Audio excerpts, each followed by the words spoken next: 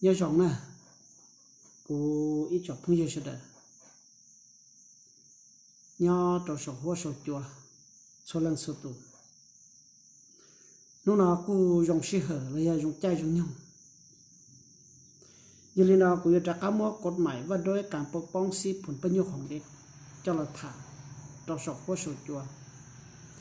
ย้อนต่อหกกฎหมายว่าด้วยการปกป้องสิทธิผลประโยชน์ของเด็กหนึ่งเมื่อตันทลาย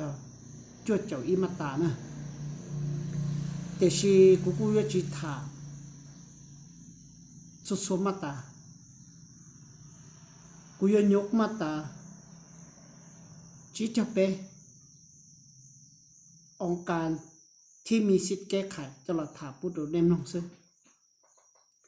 กรณีฮะเดียเนี่ยจะมีหนัวน้องยงจิตตอนตาเก่าจีสองเลยน้องยงกบร้อยสองสินะอีกกรณีฮะเดียในมูสามปัญหานะซะระยะฮะเดียในมูอวดเจ้าล้วนหรือตูเต่าตาล้วนนั่งจะเชียระยะเดียอวดเจ้าล้วนง่ายต้นฉันเจ้าthầu lô chỉ cho xét đâu cả là nè,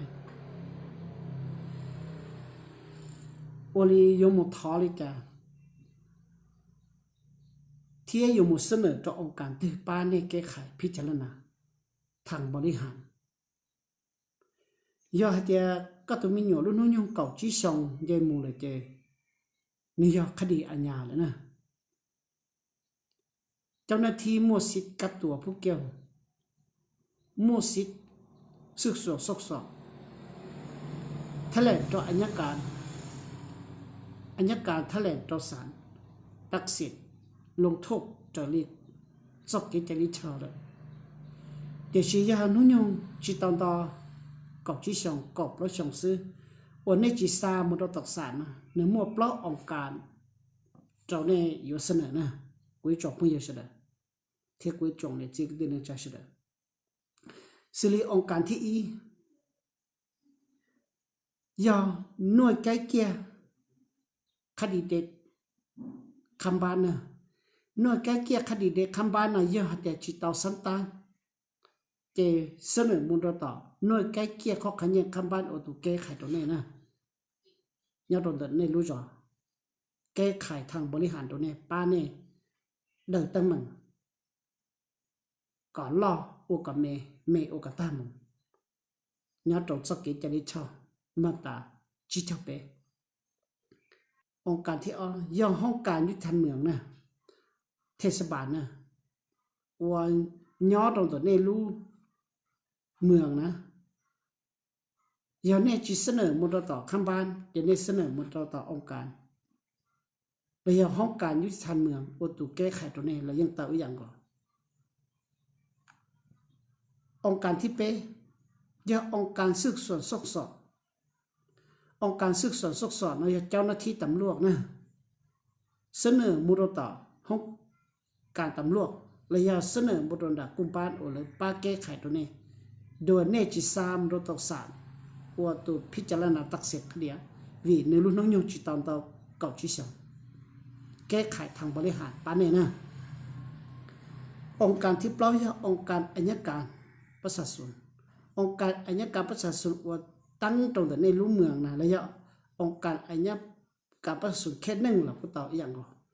ก็เลยป้าแก้ไขทางบริหารตัวนี้ก็ลอกโอกาตาโอกาชิมัวยอดจบลงออกการนะกุยจบเพื่อเฉลยเที่ยวกุยจงในจิบกุยที่ในใจเฉลยกรณีเดียเรื่องที่ตัวมีหนัว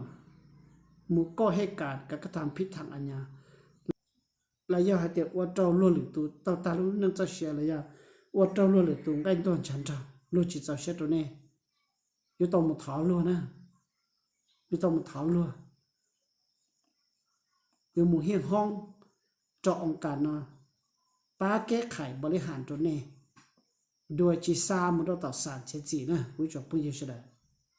เที่ยวกุยจงในจีก็เต็มใจเฉลยเนี่ยเราชอบหัวชดอยู่vì bé số lần sau tụ bé nhưng mua mì tụ mì nhỏ tụ đưa là cô đưa tụ chỉ đưa là cô chỉ đưa tê thọ cô chỉ tê ta nà tiệt sĩ và trâu lô trâu mò 我走路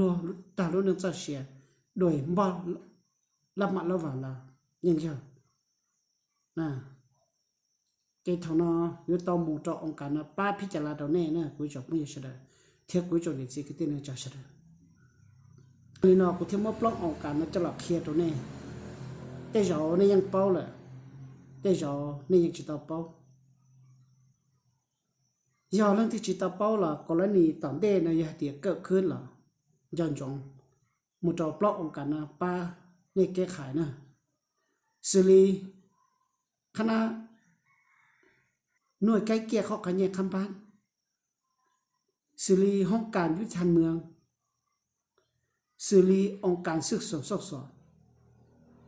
สิริองค์การอัยการประชาชนป้าแก้ไขตัวนี้ทางบริหารก็ตานะกูจบพึ่งเฉยๆเดี๋ยวถ้ากูจบในสิ่งที่น่าจะสุดเลยกูจบมัวมาตาชิจเปจะละถาจอเจริญเอาซื้อตอนได้นอนมาลีมดดัวหรือมาตาจะละถาเทจะละเปียปุ๊ตัวนี้สุดเลยชิจำนงสองก็สุดดัวเป็นมาลีเราชิ้นชี้ดัวเนี่ยตรงนี้สุดเลยนะ